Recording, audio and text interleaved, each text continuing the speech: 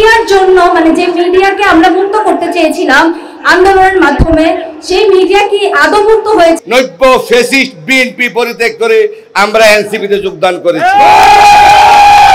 আউযু বিল্লাহি মিনাশ শাইতানির রাজিম, বিসমিল্লাহির রহমানির রহিম।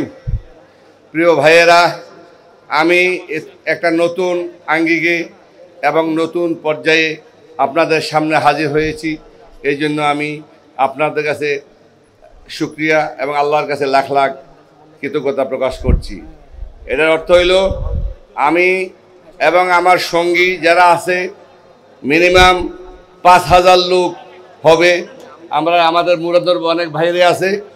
আমরা আওয়ামী লীগের অত্যাচারে ১৭ বছর নির্যাতিত হয়ে এখন আমরা একটা মুক্ত স্বাধীন ব্যবস্থা, স্বাধীন দেশে মুক্ত আকাশে বাস করার জন্য আমরা আশায় ছিলাম। কিন্তু আবার একটা ফ্যাসিস্ট আমাদের কাঁধে জগদ্দল পাথরের মতন কাজ করতেছে। আমরা আমাদের আবার বাক শক্তি হারানোর পথে, যার জন্য আমি যেই কথাটা বললাম যে ৫,০০০ লোক সহ মুরাদনগরে আমরা সবাই এই ফ্যাসিস্ট নব্য ফ্যাসিস্ট বিএনপি পরিত্যাগ করে আমরা এনসিপিতে যোগদান করেছি।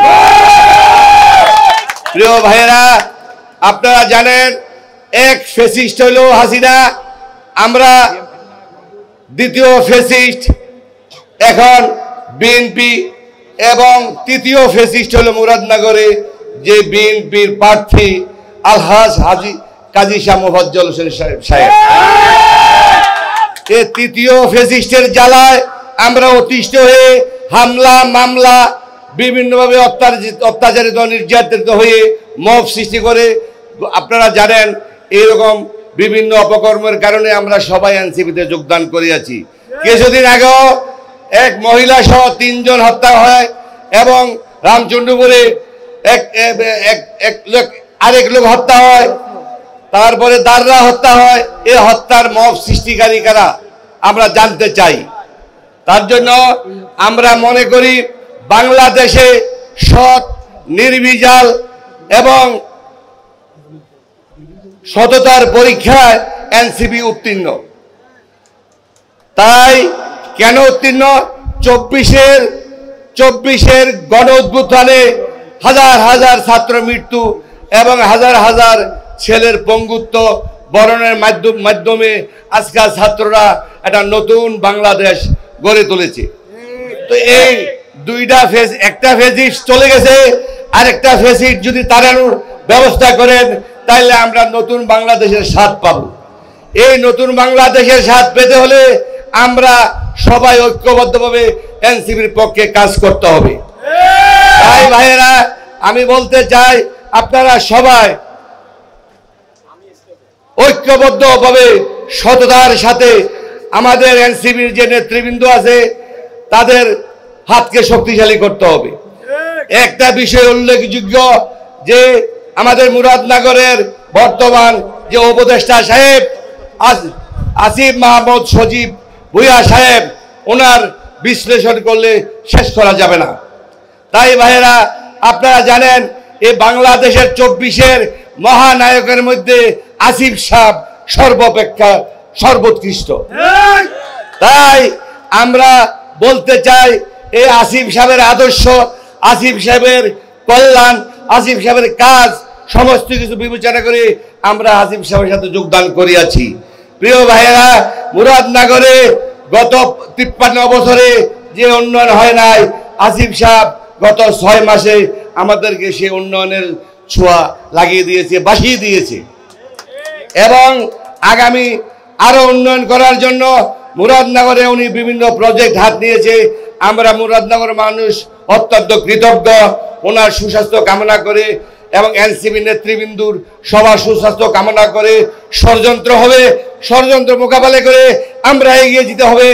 এনসিপি জিন্দাবাদ, ইনকিলাব জিন্দাবাদ। একটা ফ্যাসিস্ট ব্যবস্থা কায়েম করার কারণে এই দুর্ঘটনাগুলো হচ্ছে, এবং এই দুর্ঘটনাগুলোর মধ্যে আপনারা খেয়াল করবেন যে এর আগে আমরা নিমতলি দুর্ঘটনা, রানা প্লাজা দুর্ঘটনা এবং সর্বশেষ এই মাইলস্টোন স্কুলের বিমান দুর্ঘটনায় যে কোমলমতি শিক্ষার্থীদের মর্মান্তিক মৃত্যু, এবং এই মর্মান্তিক মৃত্যুতে আমরা একটা জিনিস অনুধাবন করতে পারতেছি, আমরা আমাদের যে রাষ্ট্র ব্যবস্থা, সেই রাষ্ট্র ব্যবস্থার যদি আমরা সংস্কার না করি এবং এই রাষ্ট্র ব্যবস্থাকে যদি আমরা নতুন করে না সাজাই, আমরা ভবিষ্যতে এরকম আরও মৃত্যুর মিছিল দেখতে পাবো। তো আমরা জাতীয় নাগরিক পার্টি আপনাদের কাছে এই অঙ্গীকার করতেছি যে আমরা রাষ্ট্রের এই পুরনো রাষ্ট্র কাঠামোর ব্যবস্থাপনাটা পরিবর্তন করে নতুন রাষ্ট্র ব্যবস্থাপনার জন্য আমরা আমাদের সংগ্রাম অব্যাহত রাখব এবং জুলাই মাইলস্টোনের শিক্ষার্থীদের রুহের মাগফিরাত কামনা করে আমি আমার বক্তব্য শেষ করছি। ইনকিলাব জিন্দাবাদ। সবাইকে, আমার নাম তাজরিন সুলতানা। বাকি পরিচয়টা না হয় নাই দেই, শুধু এটুকুই পরিচয় দিব যে আমিও গত বছর 24 জুলাইয়ের একজন সহযোদ্ধা ছিলাম এবং এই কুমিল্লাতেই সবার সাথে আন্দোলন করেছিলাম। তো আমার ফার্স্ট টাইম এখানে দলের হিসাবে বক্তব্য দেওয়া, তো যদি কোনো ভুল ত্রুটি হয়ে থাকে তো ক্ষমা সুন্দর দৃষ্টিতে দেখবেন, এটা বললে আমি আমার বক্তব্য শুরু করছি। তো আমি বেশি বলবো না, আমি জাস্ট একটা কথাই বলতে চাই যে মিডিয়ার জন্য, মানে যে মিডিয়াকে আমরা মুক্ত করতে চেয়েছিলাম আন্দোলনের মাধ্যমে, সেই মিডিয়া কি আদৌ মুক্ত হয়েছে? মিডিয়া ভাইদের কাছে আমার এই প্রশ্নটা রয়ে গেল। কারণ 6 দফা আন্দোলন হওয়ার পরও কালকে যখন মাইলস্টোনের সবকিছু মেনে নেওয়া হয়েছিল, তারপরেও ছেলেমেয়েরা কেন রাত্রেবেলা আবার আন্দোলন যায়? তো এটা আমার প্রশ্ন 1 নম্বর। আর 2 নম্বর প্রশ্ন আমার মানুষের কাছে যে আমরা কি এত ভিডিও কেন করি যেখানে আমাদের মানুষ আহত পুড়ছে, তো তারপরেও তাদেরকে সাহায্য না করে আমরা ভিডিও করছি? এটা কি আমাদের মানবাধিকার? আমরা কি মানুষ হিসেবে নিজেকে প্রশ্ন করছি না, শুধু সিস্টেমকে দোষ দিচ্ছি? তো এটা আমার আরেকটা কথা। আর সবথেকে লাস্ট কথা যেটা আমি বলবো যে ভিআইপি প্রোটোকলটা যদি একটু বাদ দেওয়া যেত তাহলে অনেক অ্যাম্বুলেন্সে মানুষ এখনো মারা যেত না। তো ভিআইপি প্রোটোকলটা ব্যাপারটা দেখবেন। সো ধন্যবাদ সবাইকে। আমার এই 3টা কথাই ছিল, যদি ভুল ত্রুটি হয়ে থাকে তো ক্ষমা সুন্দর দৃষ্টিতে দেখবেন। ধন্যবাদ সবাইকে।